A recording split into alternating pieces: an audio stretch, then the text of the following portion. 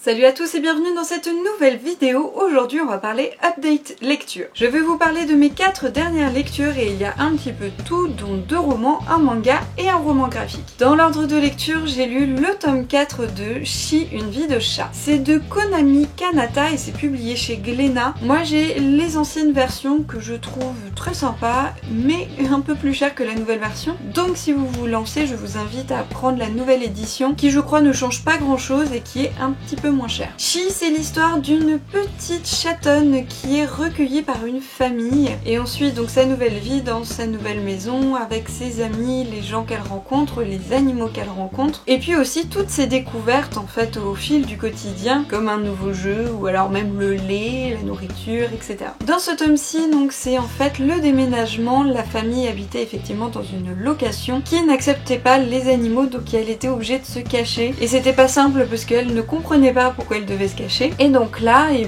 vont dans une nouvelle maison. Elle est complètement chamboulée et c'est super adorable, notamment parce qu'on voit ses réactions dans sa tête, on sait ce qu'elle pense, et en même temps on voit le point de vue un petit peu donc des humains qui ne comprennent pas ses réactions réellement. Et je trouve ça assez réaliste, la manière dont le chat est paumé, tout en restant mais tellement mignon, vraiment je trouve ça adorable. Le dessin est assez sympa, j'aime beaucoup le rendu, je trouve que ça rend bien justice au petit chat, les réactions, le bout comme ça avant de démarrer en trombe, et je trouve ça très drôle de voir en fait ce qu'elle pense aussi. Je vous recommande, c'est vraiment super mignon. Ensuite on a le tome 6 de Calendar Girl avec le mois de juin. C'est un roman de Audrey Carlan et c'est publié chez Hugo. Pour ce nouveau tome, Mia a en fait pour mission d'être au bras d'un homme qui pourrait être son père, donc franchement elle est pas joyeuse en arrivant. Elle va faire au passage la connaissance de son entourage, c'est-à-dire son fils et la nounou. Et puis on va quand même se rendre compte que l'habit ne fait pas le moine. Par contre pour ce tome, en fait je trouve que c'est vraiment un tome de transition, il se passe pas grand chose. On assiste vraiment à seulement quelques événements où elle va donc avec son client. On voit pas trop ce qu'elle fait de son temps libre, c'est plutôt du coup une introspection. Elle se pose pas mal de questions sur si ce qu'elle fait est bien, si elle devrait continuer, sur le but réel de ce qu'elle fait, sur Wes qui lui propose notamment de régler sa dette. Donc en réfléchissant à tout ça, du coup nous en tant que lecteurs on voit pas grand chose du reste. Par contre c'est à la fin du roman où il se passe vraiment quelque chose, là il y a vraiment un gros événement qui je trouve s'inclut parfaitement dans la saga. Je vais pas vous en dire plus, c'est assez dur du coup de pas vous spoiler, mais je m'attendais un petit peu à ce que ça arrive à un moment donné. Je trouve assez surprenant la tournure que ça prend, mais bon.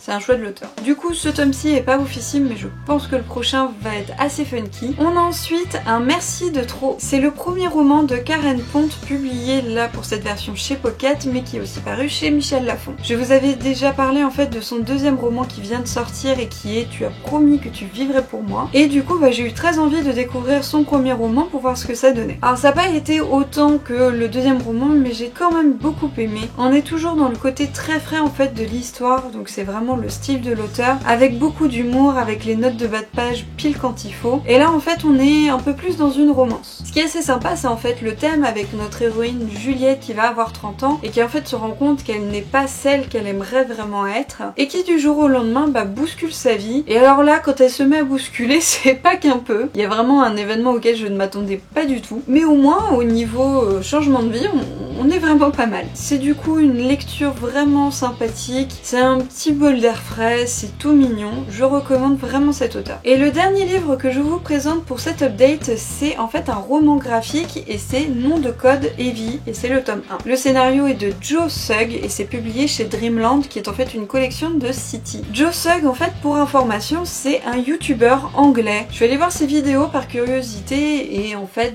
il fait des petites blagues à son colocataire, il parle un peu de son quotidien, il fait le tout avec humour et en fait il s'est lancé donc dans ce roman graphique et je vous avoue que comme je voyais pas trop le rapport entre les deux, j'avais bien envie de savoir ce qu'il en était. Pour vous résumer un petit peu le principe de l'histoire, c'est donc en fait Evie qui est en fait complètement exclue dans son école, c'est vraiment pas facile chez elle et elle découvre en fait un jour un univers où elle peut évoluer, rencontrer des gens qui a priori l'acceptent comme elle est, jusqu'au moment où ça tourne vraiment très très mal et alors là en fait ça part vraiment en sucette. Je suis ressortie en fait de cette lecture en sachant pas exactement quoi en penser. Tout le côté science-fiction qui va avec l'univers qu'elle découvre est très peu exploité. En fait dans le scénario ça aurait pu aller beaucoup plus loin et là je trouve que c'est vraiment peu développé. C'est juste utilisé comme trame de fond mais sans plus. Donc j'ai été un peu déçue à ce niveau-là. Par contre plus j'avançais dans ma lecture et plus je voyais une double lecture et c'est là où le roman graphique devenait un peu intéressant. Comme je vous le disais en fait au début de l'histoire on voit qu'elle est complètement exclue de son école, elle est victime de rumeurs, de messes basses, tout le monde se moque d'elle. En fait j'ai trouvé que toute l'histoire, au-delà du petit début où on voit donc elle à son école et dans sa famille, et en fait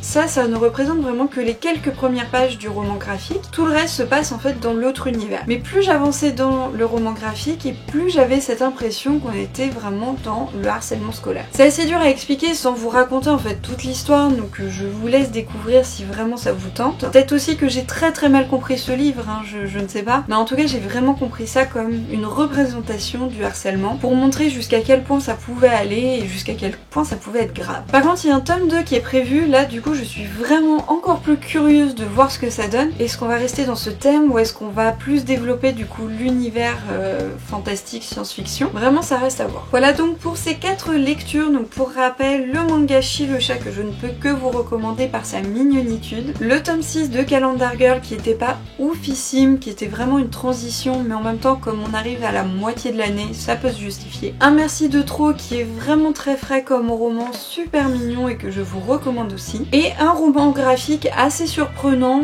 enfin du moins si je l'ai vraiment bien compris, parce que du coup si je l'ai mal compris bah en fait c'est vraiment pas génial. Vraiment je suis mitigée sur ce roman graphique. Hormis Chi, une vie de chat, donc vous pouvez retrouver tous mes avis sur le blog et n'hésitez pas aussi à me mettre un petit pouce bleu. Et du coup bah c'est terminé pour moi, je vous dis à la prochaine pour une nouvelle vidéo. Salut à tous!